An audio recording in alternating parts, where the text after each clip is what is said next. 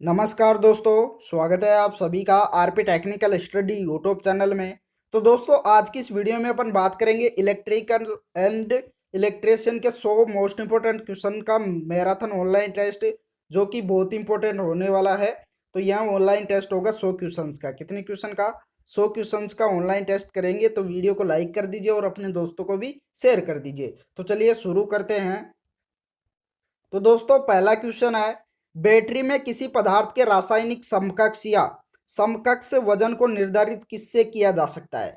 Option A दे रखा length का नियम, बी दे रखा फेराडे का इलेक्ट्रोलिसिस का नियम, सी दे रखा फेराडे का विद्युत चुंबकीय प्रेरण का नियम, डी दे रखा पास्कल का नियम। तो इनमें से बैटरी में किसी पदार्थ के रासायनिक समकक्ष या समकक्ष वजन को निर्धारित किससे किया जा सकता है? महत्वपूर्ण क्वेश्चन है, तो फटाफट से कमेंट करके इसका आंसर बताना है। तो दोस्तों, इसका राइट आंसर हो जाएगा फेराडे का इलेक्ट्रोलिसिस का नियम। करेक्ट आंसर क्या होगा? Option number B. चलिए अगला क्वेश्चन। दोस्तों, अगला क्वेश्चन दे रखा, फ्लेमिंग के बाएं हाथ के नियम में बीच की अंगुली किसको दर्शाती है? बीच की अंगुली होती है बाएं, फ्लेमिंग के बाएं हाथ के नियम में वह किसको दर्शाती है? ऑप्शन दे रखा वोल्टेज को, बी दे रखा चुंबकीय फील्ड को, सी दे रखा कंडक्टर से होकर प्रवाहित होने वाली करंट की दिशा को, डी दे रखा बल की दिशा को। तो फ्लेमिंग के बाएं हाथ के नियम में बीच की उंगली किसको दर्शाती है? महत्वपूर्ण क्वेश्चन है, फटाफट से कमेंट करके बताइए इसका राइट आंसर क्या होगा। तो दोस्तों, इसका राइट आंसर हो जाएगा कंडक्टर से होकर प्रवाहित होने वाले करंट की दिशा को दर्शाती है बीच की अंगुली। करेक्ट आंसर होगा ऑप्शन नंबर सी। अगला क्वेश्चन। दोस्तों, अगला क्वेश्चन दे रखा, निम्नलिखित में से कौन सा डिस्चार्ज लैंप नहीं है? इसमें से डिस्चार्ज लैंप कौन सा नहीं है? ऑप्शन ए दे रखा सोडियम वेपर लैंप, बी दे रखा इंडेक्सेंट लैंप, सी दे रखा HPMU लैंप, डी दे रखा फ्लोरोसेंट लैंप। तो इनमें से डिस्चार्ज लैंप कौन सा नहीं है? करेक्ट आंसर क्या होगा? तो दोस्तों, इसका राइट आंसर हो जाएगा इंडेक्सेंट लैंप। करेक्ट आंसर क्या होगा? Option number B. अगला क्वेश्चन। दोस्तों, अगला क्वेश्चन दे रखा, किस प्रकार की मोटर में अपकेंद्री अर्थात सेंट्रीफ्यूगल स्विच को सहायक वाइंडिंग के साथ सीरीज में रखा जाता है? इनमें से किस प्रकार की मोटर में अपकेंद्री स्विच को सहायक अर्थात ऑक्सलरी वाइंडिंग के साथ सीरीज में रखा जाता है? ऑप्शन ए दे रखा कैपेसिटर स्टार्ट मोटर में, बी दे रखा यूनिवर्सल मोटर में, सी दे रखा रिलैक्टेंस मोटर में, डी दे रखा हिस्टेरेसिस मोटर में। तो दोस्तों, इसका राइट आंसर क्या होगा? इसका राइट आंसर हो जाएगा कैपेसिटर स्टार्ट मोटर में। करेक्ट आंसर क्या होगा? ऑप्शन नंबर ये। अगला क्वेश्चन। दोस्तों, अगला क्वेश्चन दे रखा, फ्लोरोसेंट ट्यूब सर्किट से जुड़ा जुड़ा बैलास्ट निम्नलिखित में से कौन सा कार्य करता है? इनमें से फ्लोरोसेंट ट्यूब सर्किट से जुड़ा बैलास्ट निम्नलिखित में से कौन सा कार्य करता है? ऑप्शन ए दे रखा शुरुआत में निम्न वोल्टेज तथा कार्यशील वोल्टेज को निम्न मान पर कम करना, बी दे रखा शुरुआत में निम्न वोल्टेज और कार्यशील धारा को कम करना, सी दे रखा शुरुआत में उच्च वोल्टेज और कार्यशील धारा में वृद्धि करना, डी दे रखा शुरुआत में उच्च वोल्टेज और सर्किट में कार्यशील वोल्टेज को बढ़ाना। तो करेक्ट आंसर क्या होगा? तो दोस्तों, इसका राइट आंसर हो जाएगा शुरुआत में उच्च वोल्टेज और सर्किट में कार्यशील वोल्टेज को बढ़ाना। करेक्ट आंसर क्या हो जाएगा? Option number D. चलिए अगला क्वेश्चन। दोस्तों, अगला क्वेश्चन दे रखा, किसी ऑपरेटिंग फ्लोरोसेंट लैंप की चौक क्वाइल को शॉर्ट सर्किट किया जाता है तो इसका दुष्परिणाम क्या होता है? ऑप्शन ए दे रखा लैंप अधिक चमकदार हो जाता है, बी दे रखा फ्लोरोसेंट लैंप तत्काल बुझ जाता है, सी दे रखा लैंप सामान्य रूप से प्रकाशमान होता है, डी दे रखा लैंप धीमा हो जाता है। तो किसी भी ऑपरेटिंग फ्लोरोसेंट लैंप की चौक क्वाइल को शॉर्ट सर्किट किया जाता है तो इसका दुष्परिणाम क्या होता है? इंपॉर्टेंट क्वेश्चन है, फटाफट से कमेंट करके बताइए इसका राइट आंसर क्या होगा। तो दोस्तों, इसका राइट आंसर हो जाएगा फ्लोरोसेंट लैंप तत्काल बुझ जाता है। करेक्ट आंसर क्या हो जाएगा? Option number B. अगला क्वेश्चन। अगला क्वेश्चन दे रखा, जब किसी डीसी श्रेणी जनरेटर को लंबी ट्रांसमिशन लाइन से श्रेणी में जोड़ा जाता है तो इसे क्या कहते हैं? ट्रांसमीटर, शंट जनरेटर, बूस्टर या मोटर? तो जब किसी डीसी श्रेणी जनरेटर को लंबी ट्रांसमिशन लाइन से श्रेणी में जोड़ते हैं तो इसे क्या कहते हैं? महत्वपूर्ण क्वेश्चन है। तो दोस्तों, इसका राइट आंसर हो जाएगा उसे बूस्टर कहते हैं। करेक्ट आंसर क्या हो जाएगा? Option number C. अगला क्वेश्चन। दोस्तों, अगला क्वेश्चन दे रखा, चालक का प्रतिरोध किस पर निर्भर नहीं करता है? विद्युत वाहक बल पर, सामग्री की प्रकृति पर, लंबाई पर या तापमान पर? तो चालक का रेजिस्टेंस किस पर निर्भर नहीं करता है? इसका राइट आंसर होगा विद्युत वाहक बल पर। करेक्ट आंसर क्या हो जाएगा? ऑप्शन नंबर ये। अगला क्वेश्चन दोस्तों, अगला क्वेश्चन दे रखा है, किसी डीसी शंट मोटर का शुरुआती बल आघूर्ण क्या होगा? अति उच्च, निम्न, शून्य या उच्च? तो एक डीसी शंट मोटर का शुरुआती बल आघूर्ण क्या होगा? इंपॉर्टेंट क्वेश्चन है।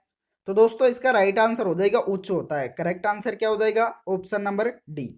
चलिए अगला क्वेश्चन दोस्तों, अगला क्वेश्चन दे रखा है, डीसी जनरेटर के समानांतर कारण के लिए मुख्य शर्त कौन सी होती है? मुख्य शर्त कौन सी होती है डीसी जनरेटर के समानांतर कारण के लिए? ऑप्शन ए दे रखा है, दोनों जनरेटर की क्षमता समान होती है। बी दे रखा, फील्ड क्रिटिकल प्रतिरोध एक समान होना चाहिए। सी दे रखा, दोनों जनरेटर की पोलरिटी एक समान होनी चाहिए। डी दे रखा, दोनों जनरेटर की अधिकतम क्षमता एक समान होनी चाहिए। तो अगर दो जनरेटर समानांतर में करने हैं तो उनके लिए मुख्य शर्त क्या होगी? इंपॉर्टेंट क्वेश्चन है। तो दोस्तों इसका राइट आंसर हो जाएगा, दोनों जनरेटर की पोलरिटी समान होनी चाहिए। दोनों की क्या होनी चाहिए? ध्रुवता समान होनी चाहिए। तो इसका राइट आंसर हो जाएगा ऑप्शन नंबर सी। चलिए अगला क्वेश्चन दोस्तों, अगला क्वेश्चन दे रखा है, निम्नलिखित में से कौन एक युग्मित एम्पलीफायर से संबंधित है? इनमें से एक युग्मित एम्पलीफायर से संबंधित कौन है? क्लास ए एम्पलीफायर, बी दे रखा प्रत्यक्ष युग्मित एम्पलीफायर, सी दे रखा वीडियो एम्पलीफायर, डी दे रखा समानांतर सर्किट। तो इसका राइट आंसर क्या होगा? तो दोस्तों इसका राइट आंसर हो जाएगा प्रत्यक्ष युग्मित एम्पलीफायर। करेक्ट आंसर होगा ऑप्शन नंबर बी। चलिए अगला क्वेश्चन दोस्तों, अगला क्वेश्चन दे रखा, मेगर किसका संयोजन है? मेगर होता है वह किसका संयोजन होता है? मोटर का, जनरेटर का, जनरेटर और ओम मीटर का, सी डी दे रखा एसी मोटर और डीसी मोटर का। तो मेगर होता है वह किसका संयोजन होता है? राइट आंसर क्या होगा? तो दोस्तों इसका राइट आंसर हो जाएगा जनरेटर और ओम मीटर का होता है। किसका संयोजन होता है? जनरेटर और ओम मीटर का। करेक्ट आंसर हो जाएगा ऑप्शन नंबर सी। चलिए अगला क्वेश्चन दोस्तों, अगला क्वेश्चन दे रखा है, एमीटर और वोल्टमीटर खालिस्तान की श्रेणी में आते हैं। किसकी श्रेणी में आते हैं? रिकॉर्डिंग प्रकार, इंडिकेटिंग प्रकार, इंटीग्रेटिंग प्रकार या स्टैंडर्ड प्रकार? तो एमीटर और वोल्टमीटर किसकी श्रेणी में आते हैं? महत्वपूर्ण क्वेश्चन है। इसका राइट आंसर हो जाएगा इंडिकेटिंग प्रकार। किस प्रकार में आते हैं? इंडिकेटिंग श्रेणी में आते हैं। तो करेक्ट आंसर हो जाएगा ऑप्शन नंबर बी। अगला क्वेश्चन दे रखा है, एक बक बूस्ट ट्रांसफार्मर होता है। एक कुंडल वाला ट्रांसफार्मर, दो कुंडल वाला ट्रांसफार्मर, एडजस्टेबल ट्रांसफार्मर या इनमें से कोई नहीं? तो एक बक बूस्ट ट्रांसफार्मर कैसा होता है? इंपॉर्टेंट क्वेश्चन है। तो दोस्तों इसका राइट आंसर हो जाएगा दो कुंडल वाला ट्रांसफार्मर होता है। कैसा ट्रांसफार्मर होता है? दो कुंडल वाला ट्रांसफार्मर। अगला क्वेश्चन दोस्तों, अगला क्वेश्चन दे रखा है, किसी कुंडली में सौ प्रेरित वोल्टेज का मान निर्भर करता है। किस पर करता है? प्रदायी वोल्टता पर, कुंडली में टर्नों की संख्या पर, लोक रोड के आकार पर या इनमें से कोई नहीं? तो किसी कुंडली में 100 प्रेरित वोल्टेज का मान किस पर निर्भर करता है? तो इसका राइट आंसर हो जाएगा प्रदायी वोल्टता पर। करेक्ट आंसर क्या हो जाएगा? ऑप्शन नंबर ये। अगला क्वेश्चन दोस्तों, अगला क्वेश्चन दे रखा है, विद्युत तीव्रता का मात्रक होता है। विद्युत तीव्रता होती है, उसका मात्रक क्या होता है? न्यूटन पर कुलम्ब, बी दे रखा न्यूटन प्रति वर्ग मीटर, सी दे रखा कुलम्ब प्रति न्यूटन, डी दे रखा इनमें से कोई नहीं। तो विद्युत तीव्रता का मात्रक क्या होता है? महत्वपूर्ण क्वेश्चन है। इसका राइट आंसर हो जाएगा न्यूटन प्रति कुलम्ब। करेक्ट आंसर क्या हो जाएगा? ऑप्शन नंबर ये। अगला क्वेश्चन दोस्तों, अगला क्वेश्चन दे रखा है, निम्नलिखित में से कौन से पदार्थ को एक स्थायी चुंबक बनाने के लिए प्रयोग में लिया जाता है? इनमें से कौन से पदार्थ को एक स्थायी चुंबक बनाने के लिए प्रयोग में लिया जाता है? एल निको को, रोट आयरन को, फेराइट को या सिलिकॉन स्टील को? तो किसको स्थायी चुंबक बनाने के लिए प्रयोग में लिया जाता है? महत्वपूर्ण क्वेश्चन है, फटाफट से बताइए इसका राइट आंसर क्या होगा? तो दोस्तों इसका राइट आंसर हो जाएगा एल निको का। करेक्ट आंसर क्या होगा? ऑप्शन नंबर ये। अगला क्वेश्चन दोस्तों, अगला क्वेश्चन दे रखा है, वह युक्ति कौन सी है जो हमारे TV set, computer, radio set में विद्युत आवेश के संग्रहण को लिए प्रयुक्त होती है? चालक, प्रतिरोधक, प्रेरक या संधारित्र? तो इनमें से कौन सी युक्ति है जो हमारे TV set, computer, radio set में विद्युत आवेश के लिए संग्रहण के लिए प्रयुक्त होती है? तो इसका राइट आंसर क्या होगा? तो इसका राइट आंसर हो जाएगा संधारित्र। करेक्ट आंसर क्या हो जाएगा? Option number D. अगला क्वेश्चन दोस्तों, अगला क्वेश्चन दे रखा है, नाभिकीय रिएक्टर में न्यूट्रॉन को शोषित करने वाला तत्व है। इनमें से न्यूट्रॉन को शोषित कौन करता है नाभिकीय रिएक्टर में? ऑप्शन ए दे रखा है कैडमियम, बी दे रखा है जस्ता, सी दे रखा है सीसा, डी दे रखा है यूरेनियम। तो इसका राइट आंसर हो जाएगा यूरेनियम। करेक्ट आंसर क्या होगा? Option number D. अगला क्वेश्चन दोस्तों, अगला क्वेश्चन दे रखा है माइक्रोस्कोप प्रयुक्त किया जाता है तारों को देखने के लिए, रक्तचाप की जांच करने के लिए, सूक्ष्म वस्तुएं देखने के लिए या ताप की जांच करने के लिए। तो माइक्रोस्कोप प्रयुक्त किया जाता है, किसके लिए किया जाता है? तो इसका राइट आंसर हो जाएगा सूक्ष्म वस्तुएं देखने के लिए। करेक्ट आंसर क्या होगा? Option number C. अगला क्वेश्चन दे रखा है धारिता खालिस्तान से प्रवाहित नहीं होती है। किससे प्रवाहित नहीं होती है धारिता? प्लेट क्षेत्रफल से, प्लेटों के बीच की दूरी से, पदार्थ की डाइलेक्ट्रिक से या फ्रीक्वेंसी से। तो किससे प्रवाहित नहीं होती है? इंपॉर्टेंट क्वेश्चन है। तो दोस्तों इसका राइट आंसर हो जाएगा फ्रीक्वेंसी से। राइट आंसर क्या होगा? Option number D. अगला क्वेश्चन दोस्तों, अगला क्वेश्चन दे रखा है प्रत्येक सौर सेल में एक खुला परिपथ है, तो जिसका वोल्टेज किसके बराबर होगा? प्रत्येक सौर सेल में एक खुला परिपथ है जिसका वोल्टेज किसके बराबर होगा। तो इसका राइट आंसर क्या होगा? तो दोस्तों इसका राइट आंसर हो जाएगा 0.55 वोल्टेज। करेक्ट आंसर क्या होगा? Option number B. चलिए अगला क्वेश्चन दोस्तों, अगला क्वेश्चन दे रखा है एक 11 ओम के प्रतिरोध के लिए पावर आपूर्ति करती है। एक 11 ओम के लिए प्रतिरोध के लिए पावर आपूर्ति करती है और 12 वोल्टेज बैटरी के लिए आवश्यक करंट की मात्रा क्या होगी? करंट ज्ञात करके बताना है। तो फटाफट से कमेंट करके बताइए इसका राइट आंसर क्या होगा। तो दोस्तों करंट ज्ञात करने के लिए क्या करेंगे? V बटे आर, अर्थात वोल्टेज बटे प्रतिरोध। वोल्टेज कितना दे रखा है? 12 वोल्टेज, और प्रतिरोध कितना दे रखा है? 11। तो 12 बटे 11 कितना करेंगे? 12 बटे 11 जब इसमें भाग देंगे तो कितना आ जाएगा? तो दोस्तों इसका राइट आंसर हो जाएगा 1.09 एम्पियर। करेक्ट आंसर क्या हो जाएगा? ऑप्शन नंबर ये। अगला क्वेश्चन दोस्तों, अगला क्वेश्चन दे रखा है सामान्य उम्र और स्वास्थ्य वाले व्यक्ति का शारीरिक प्रतिरोध कितना होगा? एक सामान्य उम्र और स्वास्थ्य वाले व्यक्ति का शारीरिक प्रतिरोध कितना होगा? 0.5 किलो ओम, बी दे रखा है 1 किलो ओम, सी दे रखा है 1 मेगा ओम, डी दे रखा है 10 मेगा ओम। तो एक सामान्य उम्र और स्वास्थ्य वाले व्यक्ति का शारीरिक प्रतिरोध कितना होता है? इंपॉर्टेंट क्वेश्चन है। तो इसका राइट आंसर हो जाएगा 1 किलो ओम होता है। कितना होता है? 1 किलो ओम। अगला क्वेश्चन दोस्तों, अगला क्वेश्चन दे रखा है स्वचालित स्टार डेल्टा स्टार्टर कितने कॉन्टैक्टर्स का उपयोग किया जाता है? स्वचालित स्टार डेल्टा स्टार्टर होता है, उसमें कितने कॉन्टैक्टर्स का उपयोग किया जाता है? एक कॉन्टैक्टर का, दो कॉन्टैक्टर का, तीन कॉन्टैक्टर का या चार कॉन्टैक्टर का? तो इसका राइट आंसर होगा ऑप्शन नंबर सी, 3 कॉन्टैक्टर का। करेक्ट आंसर क्या हो जाएगा? Option number C. अगला क्वेश्चन दे रखा निम्न में से कौन सा विद्युत रोधन की डाइलेक्ट्रिक स्ट्रेंथ को बताता है? इनमें से डाइलेक्ट्रिक स्ट्रेंथ को कौन बताता है विद्युत रोधन के लिए? ब्रेकडाउन वोल्टेज, बाधित वोल्टेज, ऊपरी वोल्टेज या इनमें से कोई नहीं? तो दोस्तों इसका राइट आंसर हो जाएगा ऑप्शन नंबर ये, ब्रेकडाउन वोल्टेज। करेक्ट आंसर क्या हो जाएगा? ऑप्शन नंबर ये। अगला क्वेश्चन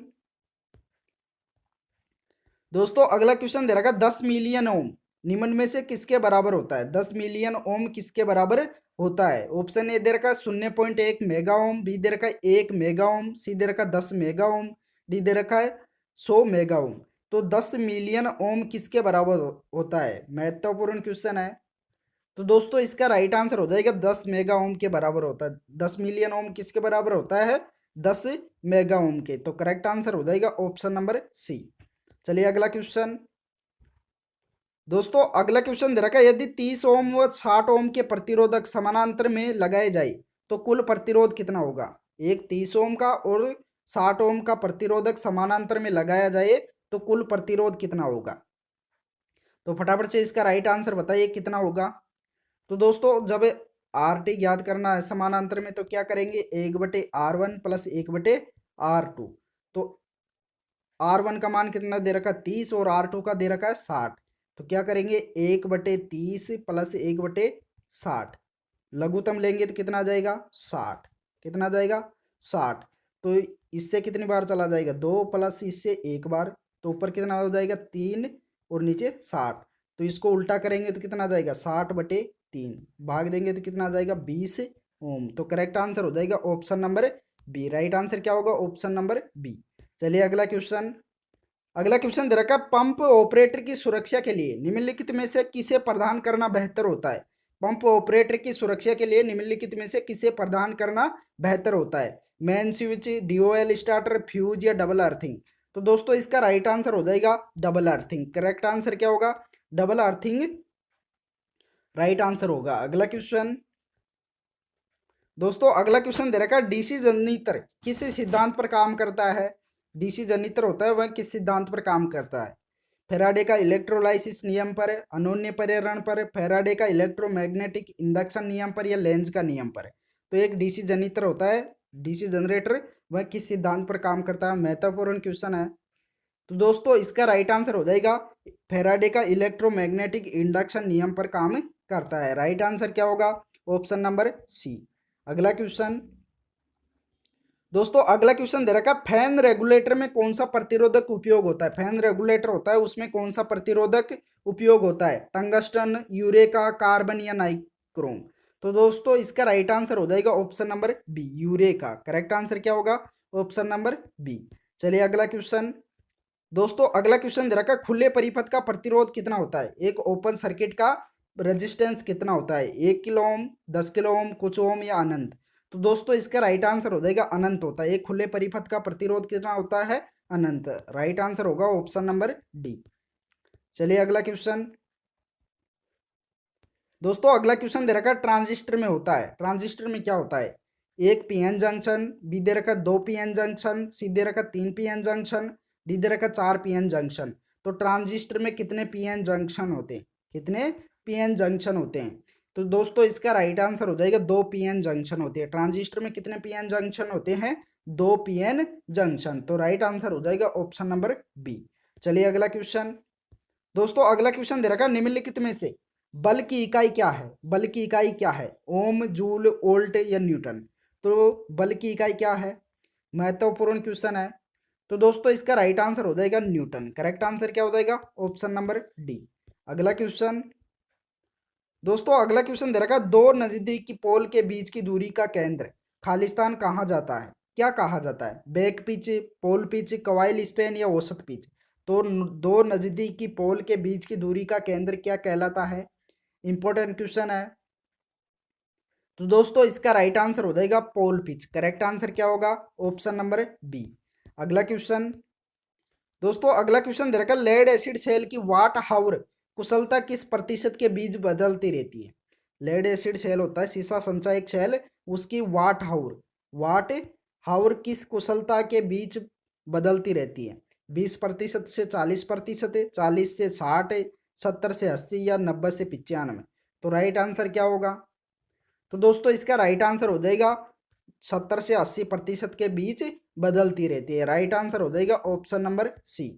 अगला क्वेश्चन दोस्तों, अगला क्वेश्चन दे रखा जब किसी चालक का प्रतिरोध बढ़ता है तब क्या होता है? जब किसी चालक का रेजिस्टेंस बढ़ता है तो उसमें क्या होता है? इसकी लंबाई घटती है, बी दे रखा इसकी प्रतिरोधकता घटती है, सी दे रखा इसका अनुप्रस्थ काट क्षेत्रफल घटता है, डी दे रखा इसकी लंबाई बढ़ती है और अनुप्रस्थ काट क्षेत्रफल बढ़ता है। तो जब किसी चालक का प्रतिरोध बढ़ता है तो उसमें क्या प्रभाव पड़ता है? इंपॉर्टेंट क्वेश्चन है।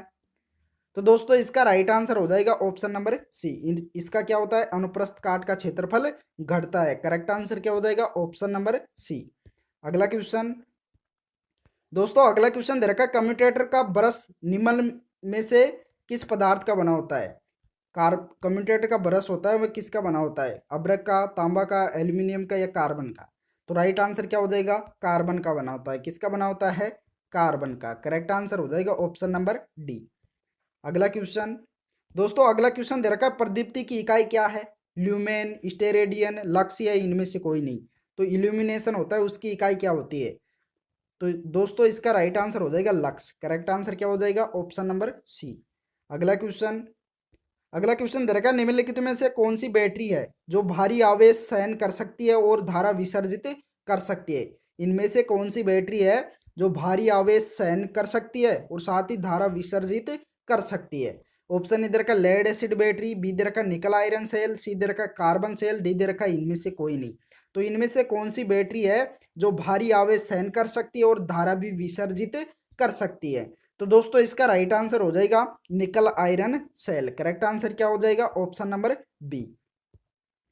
अगला क्वेश्चन दोस्तों, अगला क्वेश्चन दे रखा शुद्ध प्रतिरोध परिपथ का शक्ति गुणांक क्या होता है? शुद्ध परिपथ शुद्ध प्रतिरोध परिपथ होता है उसका पावर फैक्टर क्या होता है? 1, 0.9, 0.95 या 0.85। तो शुद्ध परिपथ प्रतिरोध कितना होता है? शुद्ध प्रतिरोध परिपथ का पावर फैक्टर कितना होता है? इंपॉर्टेंट क्वेश्चन है। तो दोस्तों इसका राइट आंसर हो जाएगा इकाई होता है। क्या होता है? ये एक। अगला क्वेश्चन दोस्तों, अगला क्वेश्चन दे रखा है, एक 4 पोल वाले सिंपलेक्स लैप वुंड आर्मेचर में समांतर पथों की संख्या कितनी होती है? एक 4 पोल वाले सिंपलेक्स लैप वुंड आर्मेचर में समांतर पथों की संख्या कितनी होती है? 2, 4, 6 या 8?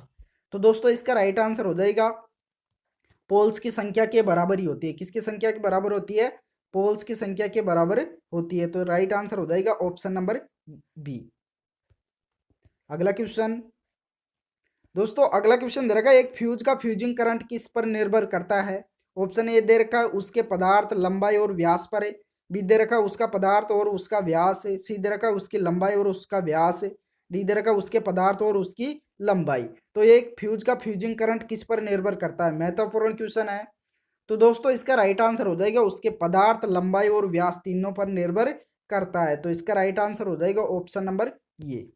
अगला क्वेश्चन दे रखा 2 वाट मीटर विधि पद्धति इसके लिए लागू होती है। किसके लिए लागू होती है? केवल स्टार प्रणाली के लिए, केवल डेल्टा प्रणाली के लिए, ये वो भी दोनों के लिए, या इनमें से कोई नहीं? तो 2 वाट मीटर पद्धति होती है वह किसके लिए लागू होती है? राइट आंसर हो जाएगा ये वह भी दोनों के लिए, अर्थात स्टार प्रणाली व डेल्टा दोनों के लिए लागू होती है। तो राइट आंसर हो जाएगा ऑप्शन नंबर सी। अगला क्वेश्चन दोस्तों, अगला क्वेश्चन दे रखा है, कमरे में रखे रेफ्रिजरेटर का दरवाजा खोल दिया जाए तो कमरे का ताप में क्या परिवर्तन होगा? अगर रेफ्रिजरेटर का दरवाजा खोल दिया जाए तो कमरे के तापमान पर क्या परिवर्तन होगा? बढ़ जाएगा, घट जाएगा, अपरिवर्तित रहेगा या 0 डिग्री सेल्सियस हो जाएगा? तो दोस्तों इसका राइट आंसर हो जाएगा ऑप्शन नंबर ये, बढ़ जाएगा। कमरे का तापमान क्या हो जाएगा? बढ़ जाएगा। तो राइट आंसर होगा ऑप्शन नंबर ये। अगला क्वेश्चन दोस्तों, अगला क्वेश्चन दे रखा है, मोटर परिपथ के लिए कौन से रंग की एमसीबी नोब का चयन किया जाता है? एमसीबी का मतलब होता है मिनिएचर सर्किट ब्रेकर। तो मोटर परिपथ के लिए इनमें से कौन सी एमसीबी नोब का चयन किया जाता है? लाल, काला, हरा या नीला? तो दोस्तों इसका राइट आंसर हो जाएगा नीले रंग की। करेक्ट आंसर क्या हो जाएगा? Option number D. चलिए अगला क्वेश्चन दोस्तों, अगला क्वेश्चन दे रखा है, एल्यूमिनियम को बसबार पदार्थ के रूप में वरीयता दी जाती है, किस कारण से दी जाती है? निम्न लागत के कारण, निम्न घनत्व के कारण, फैब्रिकेशन के कारण, या इनमें से कोई नहीं? तो एल्यूमिनियम के बसबार पदार्थ के रूप में वरीयता क्यों दी जाती है? इंपॉर्टेंट क्वेश्चन है। तो इसका राइट आंसर हो जाएगा निम्न लागत के कारण। करेक्ट आंसर क्या हो जाएगा? ऑप्शन नंबर ये। अगला क्वेश्चन दोस्तों, अगला क्वेश्चन दे रखा है, विद्युत बल्ब का फिलामेंट बना होता है, किसका बना होता है? टंगस्टन का, एल्यूमिनियम का, कार्बन का या तांबा का? तो विद्युत बल्ब होता है उसका फिलामेंट किसका बना होता है? इसका राइट आंसर हो जाएगा टंगस्टन का। राइट आंसर क्या हो जाएगा? ऑप्शन नंबर ये। अगला क्वेश्चन दोस्तों, अगला क्वेश्चन दे रखा है, स्टेप अप ट्रांसफार्मर का प्रयोग किया जाता है, किसमें किया जाता है? विद्युत घंटी में, बैटरी चार्जर में, ट्रांजिस्टर में या टेलीविजन में? तो स्टेप अप ट्रांसफार्मर होता है उसका प्रयोग किस में करते हैं? तो दोस्तों इसका राइट आंसर हो जाएगा टेलीविजन में। करेक्ट आंसर क्या हो जाएगा? Option number D. अगला क्वेश्चन दोस्तों, अगला क्वेश्चन दे रखा है, श्रेणी क्रम में समानांतर क्रम डीसी सर्किट के लिए कौन सा कथन सत्य है? ऑप्शन ए दे रखा वोल्टेज योगात्मक, बी दे रखा धारा योगात्मक, सी दे रखा शक्ति योगात्मक, डी दे रखा इनमें से कोई नहीं। तो दोस्तों श्रेणी में व समानांतर में सर्किट के लिए कौन सा कथन सत्य है? दोनों के लिए कौन सा कथन सत्य है? तो दोस्तों इसका राइट आंसर हो जाएगा दोनों में शक्ति योगात्मक होती है, अर्थात शक्ति क्या होती है? दोनों में योगात्मक होती है। तो इसका राइट आंसर हो जाएगा ऑप्शन नंबर सी। अगला क्वेश्चन दोस्तों, अगला क्वेश्चन है, निम्नलिखित में से कौन सी आग को श्रेणी डी आग के रूप में वर्गीकृत किया गया है? ऑप्शन ए दे रखा है गैस में आग, बी दे रखा है द्रव में आग, सी दे रखा है कागज में आग, डी दे रखा है धातु में आग। तो इनमें से किस श्रेणी की आग श्रेणी डी की आग को किस रूप में वर्गीकृत किया गया है? तो दोस्तों इसका राइट आंसर हो जाएगा धातु की आग को श्रेणी डी में वर्गीकृत किया गया है। राइट आंसर क्या हो जाएगा? Option number D. चलिए अगला क्वेश्चन दोस्तों, अगला क्वेश्चन दे रखा है, डीसी मोटर की यांत्रिक विशिष्टता का वक्र खालिस्तान के बीच संबंध बताता है।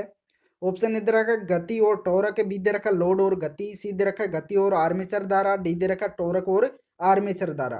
तो डीसी मोटर की यांत्रिक विशिष्टता का वक्र किसके बीच संबंध बनाता है? राइट आंसर क्या होगा? तो दोस्तों इसका राइट आंसर हो जाएगा गति और टॉरक। करेक्ट आंसर क्या होगा? ऑप्शन नंबर ये। अगला क्वेश्चन दोस्तों, अगला क्वेश्चन दे रखा आईई नियम के अनुसार किसी भी दो भू इलेक्ट्रोड के बीच न्यूनतम दूरी क्या होनी चाहिए? किसी भी दो भू इलेक्ट्रोड के बीच की दूरी न्यूनतम कितनी होनी चाहिए? 1.5 मीटर, 3 मीटर, 5 मीटर या 6.75 मीटर? तो राइट आंसर क्या होगा? तो दोस्तों इसका राइट आंसर हो जाएगा 5 मीटर। करेक्ट आंसर क्या होगा? Option number C. अगला क्वेश्चन दोस्तों, अगला क्वेश्चन दे रखा है किस तत्व का परमाणु भार सबसे कम होता है? इनमें से किस तत्व का भार सबसे कम होता है? ऑक्सीजन का, कार्बन का, नाइट्रोजन का या हाइड्रोजन का? तो राइट आंसर क्या होगा? तो इसका राइट आंसर हो जाएगा हाइड्रोजन का। करेक्ट आंसर क्या हो जाएगा? Option number D. Next question, चुंबकीय प्रभाव क्षेत्र में किसी बिंदु पर तीव्रता का मात्रक है? ऑप्शन ए दे रखा हेनरी, बी दे रखा ओम, सी दे रखा न्यूटन, डी दे रखा गॉस। तो चुंबकीय प्रभाव क्षेत्र में किसी बिंदु का पर तीव्रता का मात्रक क्या है? तो दोस्तों इसका राइट आंसर हो जाएगा गॉस। करेक्ट आंसर क्या हो जाएगा? Option number D. अगला क्वेश्चन दोस्तों, अगला क्वेश्चन दे रखा चालकता किसके विलोमानुपाती होता है? रेजिस्टेंस के, इंडक्टेंस के, कैपेसिटेंस के या इनमें से कोई नहीं? तो दोस्तों इसका राइट आंसर हो जाएगा ऑप्शन नंबर ये, रेजिस्टेंस के। करेक्ट आंसर क्या हो जाएगा? ऑप्शन नंबर ये। अगला क्वेश्चन, अगला क्वेश्चन दे रखा आर्क वेल्डिंग ट्रांसफार्मर की आउटपुट होती है, आर्क वेल्डिंग ट्रांसफार्मर होता है उसकी आउटपुट कैसी होती है? निम्न वोल्टेज उच्च धारा, बी दे रखा उच्च वोल्टेज निम्न धारा, सी दे रखा निम्न वोल्टेज निम्न धारा, सी दे रखा है सॉरी डी दे रखा उच्च वोल्टेज उच्च धारा। तो आर्क वेल्डिंग ट्रांसफार्मर होता है उसकी आउटपुट कैसी होती है? आउटपुट कैसी होती है? इंपॉर्टेंट क्वेश्चन है, फटाफट से कमेंट करके बताइए क्या होगा इसका राइट आंसर। तो दोस्तों इसका राइट आंसर हो जाएगा निम्न वोल्टेज उच्च धारा होती है। क्या होती है? निम्न वोल्टेज उच्च धारा, अर्थात स्टेप डाउन ट्रांसफार्मर होता है। क्या होता है? स्टेप डाउन ट्रांसफार्मर होता है। तो इसका राइट आंसर हो जाएगा ऑप्शन नंबर ये। अगला क्वेश्चन दोस्तों, अगला क्वेश्चन दे रखा है गली मोहल्लों में लगे पोल का स्टे वायर के साथ कितने कोण पर रहता है? कितने कोण पर होता है? गली मोहल्लों में जो पोल होता है उसके स्टे वायर लगा होता है कितने डिग्री पर होता है? तो दोस्तों इसका राइट आंसर हो जाएगा ऑप्शन नंबर बी, 45 डिग्री पर होता है। जो ये पोल होता है तो इस पर स्टे वायर होता है वह कितने डिग्री पर होता है? 45 डिग्री पर। तो इसका राइट आंसर हो जाएगा ऑप्शन नंबर बी। अगला क्वेश्चन दोस्तों, अगला क्वेश्चन दे रखा है एक क्रिस्टल डायोड कैसा उपकरण होता है? रैखिक, अरैखिक, ये वो भी दोनों या इनमें से कोई नहीं? तो एक क्रिस्टल डायोड होता है वह कैसा उपकरण होता है? महत्वपूर्ण क्वेश्चन है। तो दोस्तों इसका राइट आंसर हो जाएगा अरैखिक होता है। कैसा होता है? अरैखिक। राइट आंसर हो जाएगा ऑप्शन नंबर बी। अगला क्वेश्चन दोस्तों, अगला क्वेश्चन दे रखा है जब 3 फेज मोटर के रोटर को रोककर परीक्षण किया जाता है तो स्टेटर में दी जाती है। जब 3 फेज मोटर के रोटर को रोककर परीक्षण किया जाता है, टेस्ट किया जाता है, तो स्टेटर में क्या दी जाती है? पूर्ण सप्लाई वोल्टेज, बी दे रखा है दोगुनी वोल्टेज, सी दे रखा है सप्लाई वोल्टेज की 10%, डी दे रखा है सप्लाई वोल्टेज का आधा। तो राइट आंसर क्या होगा? तो दोस्तों जब 3 फेज मोटर के रोटर को रोककर परीक्षण किया जाता है तो उसके स्टेटर में सप्लाई वोल्टेज की 10% ही दी जाती है। क्या दी जाती है? 10%। तो करेक्ट आंसर हो जाएगा ऑप्शन नंबर सी। चलिए अगला क्वेश्चन दोस्तों, अगला क्वेश्चन दे रखा ब्लोअर और पंखे में कौन सी मोटर लगाई जाती है? ब्लोअर और पंखे में कौन सी मोटर लगाई जाती है? DC shunt motor, DC series motor, DC differential compound motor, D दे रखा उपरोक्त सभी। तो ब्लोअर और पंखे में कौन सी मोटर लगाई जाती है? इंपॉर्टेंट क्वेश्चन है। तो इसका राइट आंसर हो जाएगा DC shunt motor. Correct answer क्या होगा? ऑप्शन नंबर ये। राइट आंसर हो जाएगा ऑप्शन ये। अगला क्वेश्चन, अगला क्वेश्चन दे रखा चेतावनी चिन्ह के धरातल की आकृति कैसी होती है? वृत्ताकार, वर्गाकार, आयताकार या त्रिभुजाकार? तो चेतावनी के जो चिन्ह होते हैं उनकी धरातल की आकृति कैसी होती है? इंपॉर्टेंट क्वेश्चन है। तो इसका राइट आंसर हो जाएगा त्रिभुजाकार होती है। कैसी होती है? त्रिभुजाकार। राइट आंसर हो जाएगा ऑप्शन नंबर डी। अगला क्वेश्चन दोस्तों, अगला क्वेश्चन दे रखा निम्नलिखित में से किसके परिपथ में कनेक्ट करते समय ध्रुवता का ध्यान रखना चाहिए? ऑप्शन ए दे रखा इलेक्ट्रोलिटिक कैपेसिटर, बी दे रखा पेपर कैपेसिटर, सी दे रखा सिरेमिक कैपेसिटर, डी दे रखा माइका कैपेसिटर। तो निम्न में से किसके परिपथ में कनेक्ट करते समय ध्रुवता का अर्थात पोलैरिटी का ध्यान रखना चाहिए? तो दोस्तों इसका राइट आंसर हो जाएगा इलेक्ट्रोलिटिक कैपेसिटर में। राइट आंसर क्या हो जाएगा? ऑप्शन नंबर ये। अगला क्वेश्चन दोस्तों, अगला क्वेश्चन दे रखा है जीनर डायोड में होता है। जीनर डायोड में क्या होता है? ऑप्शन ए दे रखा पी क्षेत्र की डोपिंग अधिक होती है, बी दे रखा एन क्षेत्र की डोपिंग अधिक होती है, सी दे रखा पी तथा एन दोनों क्षेत्र की डोपिंग अधिक होती है, डी दे रखा इनमें से कोई नहीं। तो जीनर डायोड में क्या होता है? महत्वपूर्ण क्वेश्चन है। तो इसका राइट आंसर हो जाएगा पी तथा एन दोनों क्षेत्र की डोपिंग अधिक होती है। राइट आंसर क्या हो जाएगा? Option number C. अगला क्वेश्चन दोस्तों, अगला क्वेश्चन दे रखा निम्न में से किसका प्रयोग लाइट कंट्रोल स्विचों में किया जाता है? इनमें से लाइट कंट्रोल स्विचों में किसका उपयोग किया जाता है? टनल डायोड का, जीनर डायोड का, फोटो डायोड का, या इनमें से कोई नहीं। तो किस डायोड का उपयोग लाइट कंट्रोल स्विचों में किया जाता है? राइट आंसर क्या होगा? तो दोस्तों इसका राइट आंसर हो जाएगा फोटो डायोड का उपयोग किया जाता है। किसका उपयोग किया जाता है? फोटो डायोड का। करेक्ट आंसर हो जाएगा ऑप्शन नंबर सी। अगला क्वेश्चन दोस्तों, अगला क्वेश्चन दे रखा है डायोड में वह धारा जो बिना क्षति के अपने में से प्रवाह को गुजार सकता है वह क्या कहलाती है? अधिकतम रिवर्स धारा, बी दे रखा अधिकतम फॉरवर्ड धारा, सी दे रखा अधिकतम सर्ज धारा, डी दे रखा अधिकतम लोड धारा। तो डायोड में वह धारा जो बिना क्षति के अर्थात बिना हानि के अपने में से प्रवाह को गुजार सकती है वह क्या कहलाती है? इंपॉर्टेंट क्वेश्चन है। तो दोस्तों इसका राइट आंसर हो जाएगा अधिकतम सर्ज धारा। करेक्ट आंसर क्या हो जाएगा? Option number C. अगला क्वेश्चन दोस्तों अगला क्वेश्चन है एकल हरे रंग की एलईडी की फॉरवर्ड वोल्टता का ड्रॉप होता है कितना होता है? 1.8 वोल्टेज, 2 वोल्टेज, 2.2 वोल्टेज या 2.1 वोल्टेज। तो एलईडी की फॉरवर्ड वोल्टता का ड्रॉप कितना होता है? इसका राइट आंसर हो जाएगा 2.1 वोल्टेज होता है। राइट आंसर क्या हो जाएगा? Option number D. और दोस्तों यहाँ से एक क्वेश्चन और बनता है कि एलईडी का फुल फॉर्म क्या होता है? तो दोस्तों एलईडी का फुल फॉर्म होता है लाइट एमिटिंग डायोड। क्या होता है? Light emitting diode. अगला क्वेश्चन दे रखा निम्न में से कौन सा फ्यूज का प्राथमिक कार्य है? इनमें से फ्यूज का प्राथमिक कार्य कौन सा है? लाइन की रक्षा करना, अत्यधिक करंट रोकना, सर्किट खोलना, या उपरोक्त सभी। तो दोस्तों फ्यूज का प्राथमिक कार्य क्या होता है? अति महत्वपूर्ण क्वेश्चन है। तो इसका राइट आंसर हो जाएगा अत्यधिक करंट को रोकना। करेक्ट आंसर क्या हो जाएगा? Option number B. अगला क्वेश्चन दोस्तों, अगला क्वेश्चन दे रखा विसर्जित करते समय लेड एसिड सेल में विद्युत अपघट्य का विशिष्ट घनत्व होता है? बढ़ जाता है, घट जाता है, वैसा ही रहता है, या शून्य हो जाता है? तो विसर्जित अर्थात डिस्चार्ज करते समय लेड एसिड सेल में विद्युत अपघट्य का विशिष्ट घनत्व क्या हो जाता है? राइट आंसर क्या होगा? तो दोस्तों इसका राइट आंसर हो जाएगा घट जाता है। राइट आंसर क्या होगा? Option number B. अगला क्वेश्चन दोस्तों, अगला क्वेश्चन दे रखा शुद्ध धारिता सर्किट का शक्ति गुणांक होता है अधिकतम इकाई 0.8 अगर या शून्य। तो शुद्ध धारिता के सर्किट का पावर फैक्टर कितना होता है? तो इसका राइट आंसर हो जाएगा शून्य होता है। राइट आंसर क्या होगा? Option number D. अगला क्वेश्चन दोस्तों, अगला क्वेश्चन दे रखा विद्युत चुंबकीय आकर्षण प्रकार की रिले किस पर संचालित होता है? केवल एसी पर, केवल डीसी पर, ए और बी दोनों पर, या स्पंदित डीसी पर? तो किस पर संचालित होते हैं? इसका राइट आंसर क्या होगा? तो दोस्तों एसी व डीसी अर्थात दोनों पर लागू होता है, दोनों पर संचालित होता है। करेक्ट आंसर क्या हो जाएगा? Option number C. अगला क्वेश्चन दोस्तों, अगला क्वेश्चन दे रखा हार्ड फेराइट का उपयोग खालिस्तान बनाने के लिए किया जाता है क्या बनाने के लिए किया जाता है? ऑप्शन ए दे रखा हल्के वजन वाली स्थायी चुंबक, बी दे रखा इलेक्ट्रिकल मशीनरी, सी दे रखा ट्रांसफार्मर कोर, डी दे रखा उच्च आवृत्ति के उपकरण। तो हार्ड फेराइट का उपयोग क्या बनाने के लिए किया जाता है? इंपॉर्टेंट क्वेश्चन है।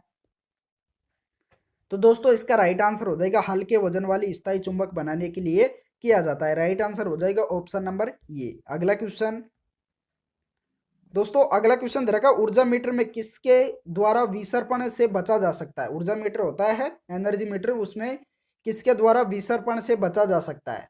ऑप्शन ए दे रखा समायोजन प्रतिरोध का उपयोग करके, बी दे रखा डिस्क में दो व्यास के विपरीत छेद ड्रिलिंग करके, सी दे रखा संट चुंबक के केंद्रीय लिंब के चारों ओर शेडिंग बैंड का उपयोग करके, डी दे रखा संट चुंबक और डिस्क के केंद्रीय ध्रुव के बीच एक छोटा छायांकन रूप प्रदान करके। तो इसका राइट आंसर क्या होगा? बहुत ही इंपॉर्टेंट क्वेश्चन है। तो दोस्तों इसका राइट आंसर हो जाएगा डिस्क में दो व्यास के विपरीत छेद ड्रिलिंग करके विसर्पण से बचा जा सकता है। करेक्ट आंसर क्या हो जाएगा? Option number B. अगला क्वेश्चन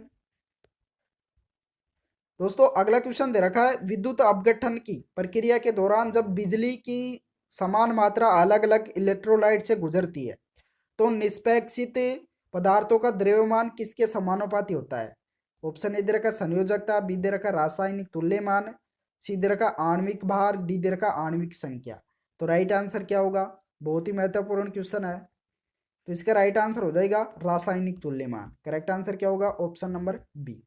अगला क्वेश्चन दोस्तों, अगला क्वेश्चन दे रखा है, सिंक्रोनस मोटर में वी वक्र खालिस्तान के बीच संबंध दिखाता है।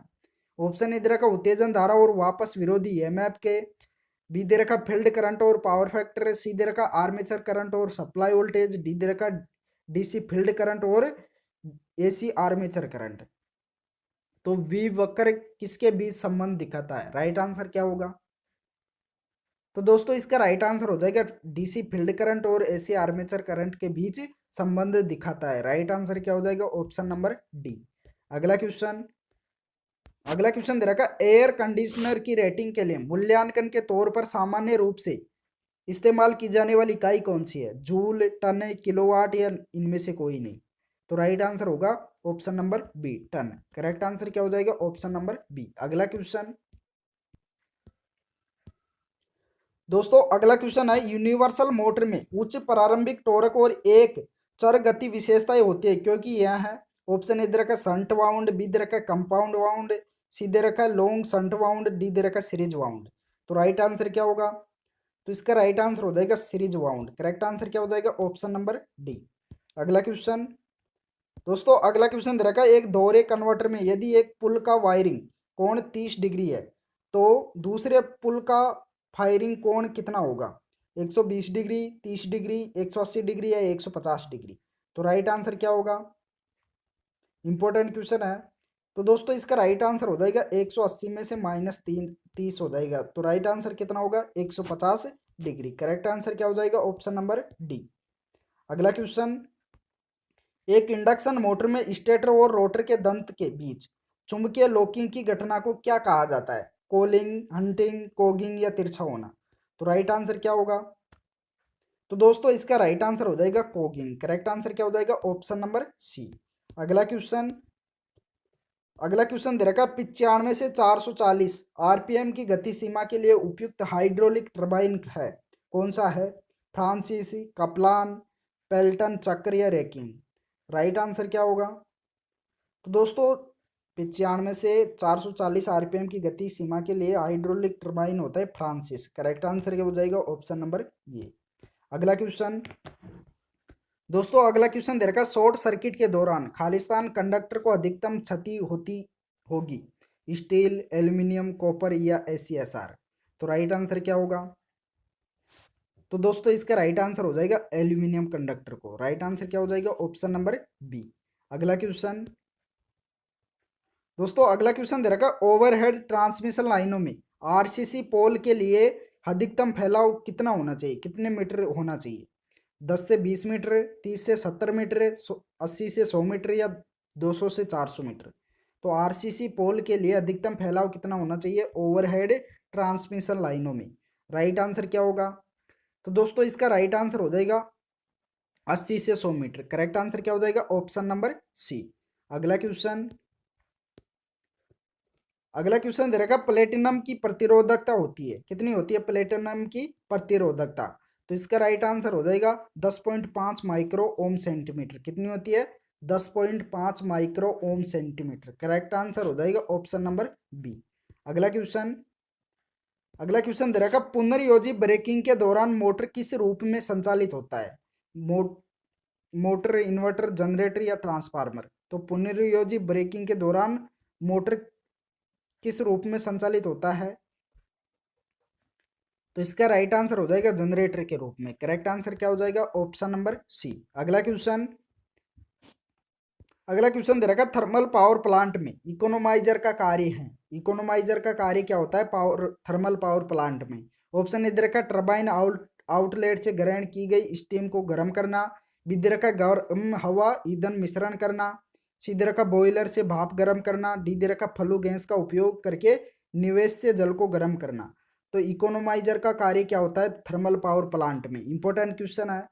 तो दोस्तों इसका राइट आंसर हो जाएगा फ्लू गैस का उपयोग करके निश्चित जल को गर्म करना। राइट आंसर क्या हो जाएगा? Option number D.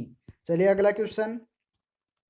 दोस्तों अगला क्वेश्चन दे रखा है, एक अर्धचालक वैलेंसी रिंग में इलेक्ट्रॉन होते हैं, कितने इलेक्ट्रॉन होते हैं? 0, 3, 4 या 6? तो दोस्तों इसका राइट आंसर हो जाएगा 4 इलेक्ट्रॉन होते हैं। कितने इलेक्ट्रॉन होते हैं? 4। तो करेक्ट आंसर हो जाएगा ऑप्शन नंबर सी। चलिए अगला क्वेश्चन।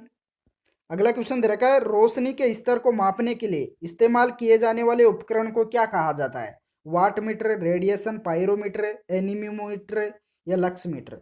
तो रोशनी के स्तर को मापने के लिए इस्तेमाल किया जाने वाला उपकरण क्या कहलाता है? इसका राइट आंसर हो जाएगा लक्स मीटर। करेक्ट आंसर क्या हो जाएगा? Option number D. चलिए अगला क्वेश्चन। दोस्तों अगला क्वेश्चन दे रखा है, बंद परिपथ में वोल्टता एवं धारा का अनुपात होता है, कितना होता है? परिवर्ती, स्थिर, बढ़ता है या घटता है? तो बंद परिपथ में धारा और वोल्टेज का अनुपात क्या होता है? इंपॉर्टेंट क्वेश्चन है। तो इसका राइट आंसर हो जाएगा स्थिर रहता है। करेक्ट आंसर क्या होगा? Option number B. अगला क्वेश्चन। दोस्तों अगला क्वेश्चन दे रखा है, एक एफईटी में कितने टर्मिनल होते हैं? फील्ड इफेक्ट ट्रांजिस्टर होता है, उसमें कितने टर्मिनल होते हैं? 3, 4, 2 या 1? तो इसका राइट आंसर हो जाएगा 3 टर्मिनल होते हैं। करेक्ट आंसर क्या हो जाएगा? ऑप्शन नंबर ये। अगला क्वेश्चन। दोस्तों अगला क्वेश्चन दे रखा, कार्बन फिलामेंट लैंप पर काम करता है 2200 डिग्री, 2000, 2100 या 1800? तो कितने डिग्री पर काम करता है? तो दोस्तों इसका राइट आंसर हो जाएगा option number B, 2000 degree Celsius पर काम करता है। राइट आंसर क्या हो जाएगा? Option number B. अगला क्वेश्चन। दोस्तों अगला क्वेश्चन दे रखा है, हथौड़ी का हैंडल निम्नलिखित में से किस चीज से बना होता है? इस्पात का, लकड़ी का, प्लास्टिक का या रबड़ का? तो हथौड़ी का हैंडल होता है वह किसका बना होता है? इसका राइट आंसर हो जाएगा ऑप्शन नंबर बी, लकड़ी का बना होता है। राइट आंसर क्या हो जाएगा? Option number B. अगला क्वेश्चन। दोस्तों अगला क्वेश्चन दे रखा, स्वतः अभिनेत्री को निम्न में से किस दूसरे नाम से भी जाना जाता है? स्वतः अभिनेत्री को किस दूसरे नाम से भी जाना जाता है? ऑप्शन ए दे रखा, स्थिर अभिनेत्री, बी दे रखा वोल्टेज डिवाइडर अभिनेत्री, सी दे रखा आधार अभिनेत्री, डी दे रखा एमीटर अभिनेत्री? तो किस 22 के रूप में जाना जाता है? दूसरा नाम क्या है स्वतः अभिनेत्री का? तो दोस्तों इसका राइट आंसर हो जाएगा एमीटर 22। करेक्ट आंसर क्या हो जाएगा? Option number D. अगला क्वेश्चन।